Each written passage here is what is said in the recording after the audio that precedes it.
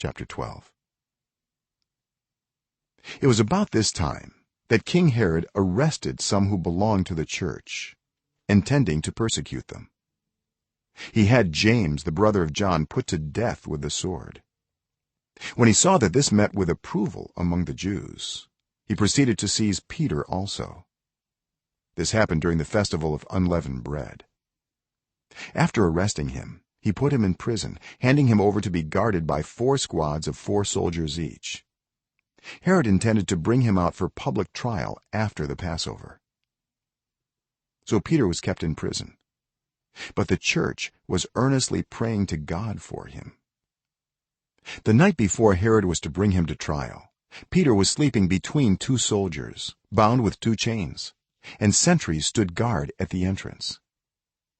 Suddenly an angel of the Lord appeared, and a light shone in the cell. He struck Peter on the side and woke him up. "Quick, get up," he said, and the chains fell off Peter's wrists. Then the angel said to him, "Put on your clothes and sandals." And Peter did so. "Wrap your cloak around you and follow me," the angel told him. Peter followed him out of the prison, but he had no idea that what the angel was doing was really happening. He thought he was seeing a vision. They passed the first and second guards and came to the iron gate leading to the city. It opened for them by itself, and they went through it. When they had walked the length of one street, suddenly the angel left him. Then Peter came to himself and said, "Now I know without a doubt that the Lord has sent his angel and rescued me from Herod's clutches and from everything the Jewish people were hoping would happen." When this had dawned on him, he went to the house of Mary, the mother of John, also called Mark, where many people had gathered and were praying. Peter knocked at the outer entrance, and a servant named Rhoda came to answer the door. When she recognized Peter's voice, she was so overjoyed she ran back without opening it and exclaimed, "Peter is at the door." "You're out of your mind," they told her. When she kept insisting that it was so, they said, "It must be his angel." But Peter kept on knocking, and when they opened the door and saw him, they were astonished. Peter motioned with his hand for them to be quiet and described how the Lord had brought him out of prison.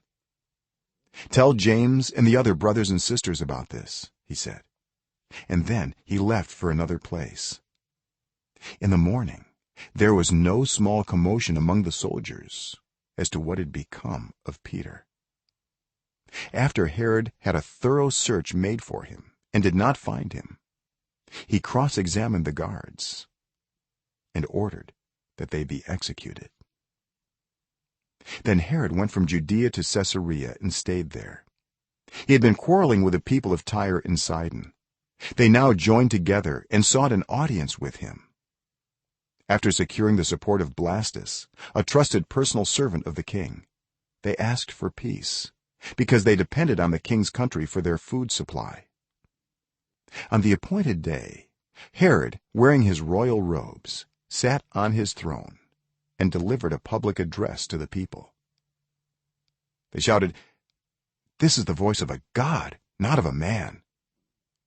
Immediately, because Herod did not give praise to God, an angel of the Lord struck him down, and he was eaten by worms and died.